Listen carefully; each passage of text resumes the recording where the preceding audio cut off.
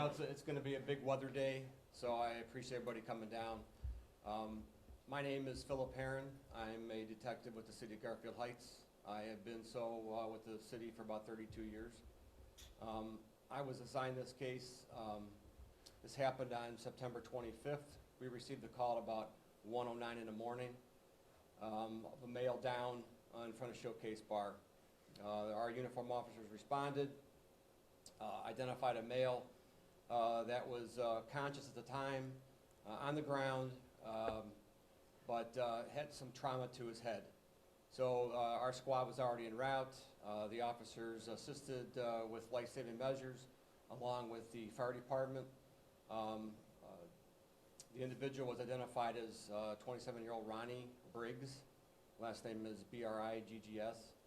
Mr. Briggs was a silent partner in the bar, Showcase Bar, located at 5015 Turney Road, and was out with the family that night celebrating his sister's birthday. They decided to stop in the bar to have an after-dinner drink. When they got to the bar, they discovered it was a situation that the bar was extremely overcrowded.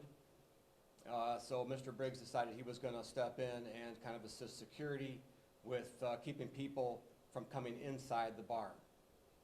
While doing so, an individual that we're going to show you on here arrives with several of his crew members.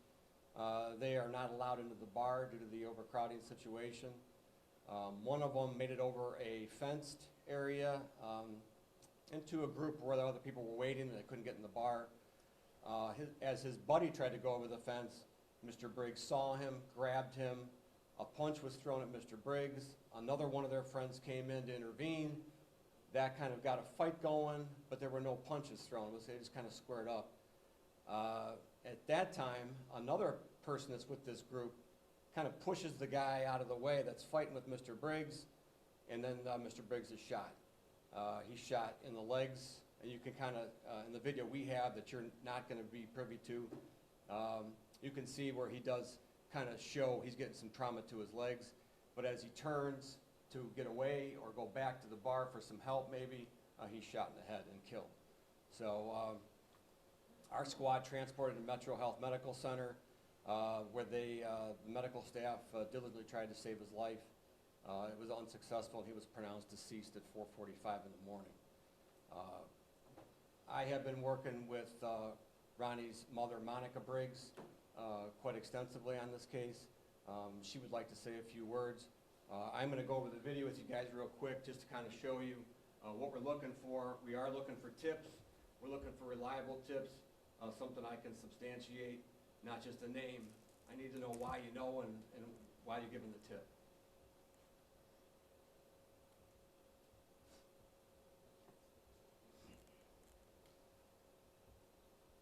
So this has already been enhanced by the FBI for us, our friends at the FBI. So it's going to kind of point out where they're gathering, and that screen up there you can kind of see where this suspect and his posse is gathering.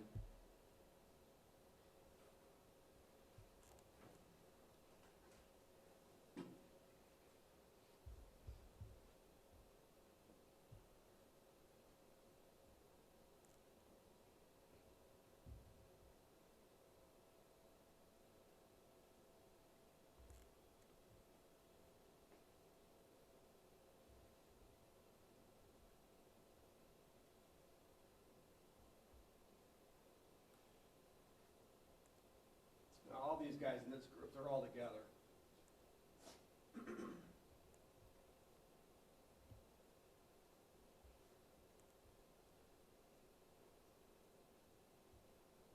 Just under here, the suspect and a female companion. I don't know if they're boyfriend, girlfriend. They just came together. But the male right here is going to be our shooter. Do you have a car they came in or no? We don't have a car. We believe she might have been a driver, and we were getting some information on her, but I haven't identified her yet. She sticks out pretty good. She's a bigger female. I thought with the long ponytail that she might stick out to the public. And we get some tips. This is the aftermath. This is after the shooting. You're going to see That same female's gonna come down, she mows down this poor girl there and continues to run. Again, there's our shooter, his hood's up this time. He's still holding the gun in his right hand.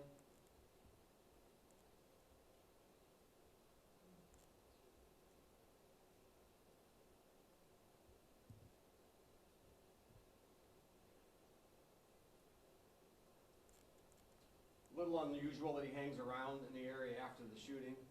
And the reason he does that is because the buddy that was fighting with, started to fight with Mr. Briggs, drops his hat.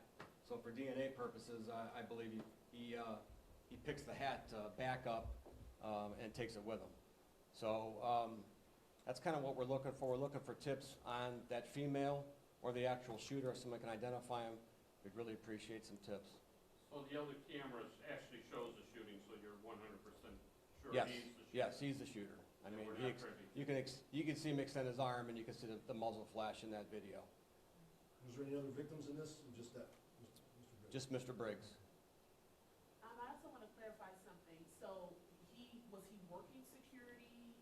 You mentioned part owner of the bar before he stepped in. So can you clarify that? He was at a bar, like I said, he stopped in after with his family for a nightcap, and he realized that maybe his services were needed to help with this overcrowding situation. So, you know, being a good guy, he steps in, try and help out, and it cost him his life.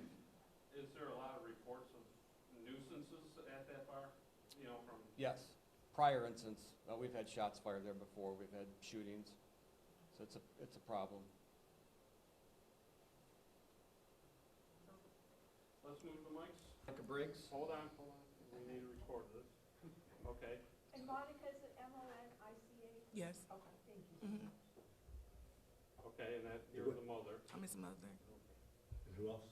Oh, this is my sister, Latanya Freeman, and my cousin, Kenya Briggs. Watching that video, thoughts? What are you feeling? What are you thinking? Well, it's just unfortunate. Take your time. I miss my baby so much. And somebody knows something. Somebody knows something. On Christmas Day, it'll be 3 months that this happened. He has 2 sons. And it's hard. And my baby wasn't a troubled person. Everybody loved Ronnie. If you knew Ronnie, you loved Ronnie. You loved him.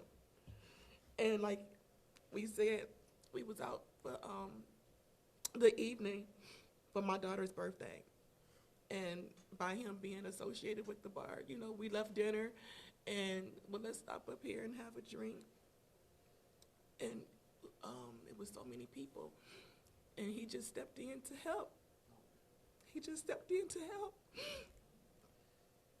Do you think this video will be promising to the public? It's more than what we've seen so far as we've been coming. Yes, because somebody know who those people are. Somebody know. Somebody know. And like I said, it's just unfortunate. It's not fair to the family. It's not fair to his children. You know, he would have been 28 on the 6th. We celebrated at the cemetery. So December 6th was his birthday? Yeah, December 6th. And he was a family man. He was a family man. You know, we went through Thanksgiving. And you just expect him to walk through the door. Somebody know. And if you know, please, please, please, please, please, please say something. Please say something. I just want justice for my son. This hurts so bad. I wouldn't want this on nobody. Nobody is so much. It's just so much. It's just so much.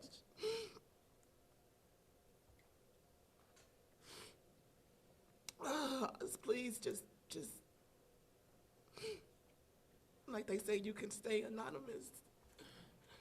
Just somebody know. Somebody know. Nobody deserve anything like that. They shot my son down. And I'm sure the healing process has been difficult. When we do get this person in custody, do you guys feel like that will kind of put some closure to you? It would be closure to know that he's off the street and no other family would have to go through something like this. You know, he didn't even know my son. You couldn't get in the bar. It was too many people. It was too many people. He was just doing his job. And it'll be closure as far as getting the person who did it, but it'll never be closure for me. It'll never be closure for me because my son gone. He's gone. Talk about him and his children, just, you know, give us some of that personality. Yeah, how old are his children? His oldest son is 7. That's Ronnie Briggs Jr. And his baby boy is 10 months old now. And that's Raiden. His name is Raiden Briggs. And, you know, he loved his boys. He loved his boys. He was there in the hospital when they were born. He was there every day. His baby boy didn't even have to go to daycare because he stayed with his dad. You know, she goes to work during the day, and Dad kept him. You know, Ronnie was at work at night, so it worked out well. And he loved his babies. He loved them. He loved them. He was like I said, he was a family man. He loved his family. He was family. So after the family dinner, none of you guys went to the bar afterwards? We all was at the bar. When the shooting happened? Mhm. She's just there. Mhm. What do you remember? It happened so fast. I remember somebody tried to jump the gate and Ronnie stopped him.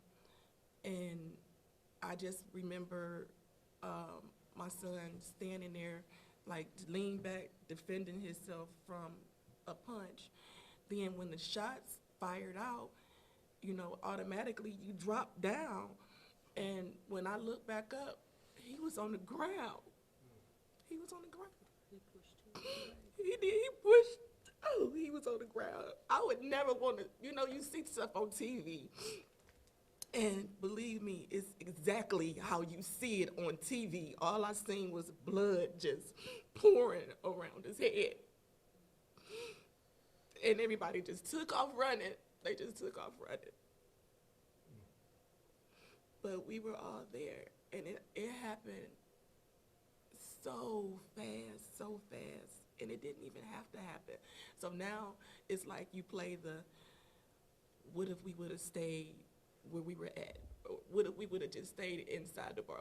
I mean, it's just so many mind games that I know I'm going through right now because it's unbelievable. It's just unbelievable.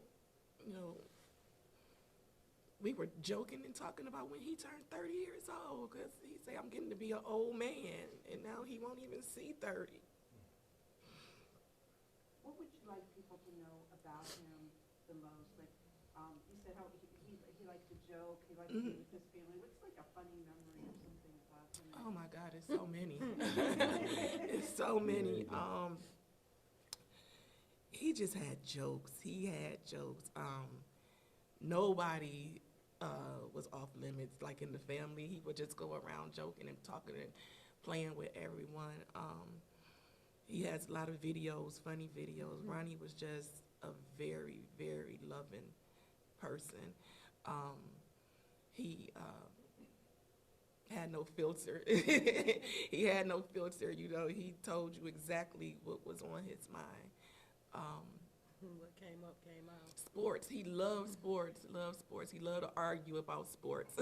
LeBron James, you know, he left the Cavs. That was a funny story. If you like LeBron James, you like LeBron James. It don't matter who he play with. You know, I'm a LeBron fan, and he loved sports. He loved to argue about the Browns. He was a diehard Brown fan. Oh goodness, he was supposed. We had plans on going to the Cincinnati game. He was just fun. He was a ball of fun. How important is it to you to make sure this person is on It's number one on my priority list. We have to get him off. We have to. If you can just take somebody's life just like that, you didn't even know him, and you took his life just like that. There's no telling what else you've done or will do. I don't rest easy. I do not rest easy. My son, he still lived at home with me. And I can still see him coming down them steps, you know, peeping in my room. What's up, Ma? You know, I want that back. I would love to have it back. But he stripped me of that. He stripped me. You know, some people say they lost a loved one. I didn't lose him. He was stolen from me. He stole him from me in a blink of an eye. He was ripped away from me. I didn't lose him. Man, it's so hard to believe and even understand why so many people around, I mean, and even around the community, how people haven't been talking Haven't said about this. anything. Haven't said anything, and I don't understand that part. Like, if you're scared, you can remain anonymous. Just tell us what you know. They're all My completely son sick. deserved justice. He deserved that. Them knowing something, they're just as guilty as the person who did the shooting. And it's so senseless, there was no reason. No reason. No reason.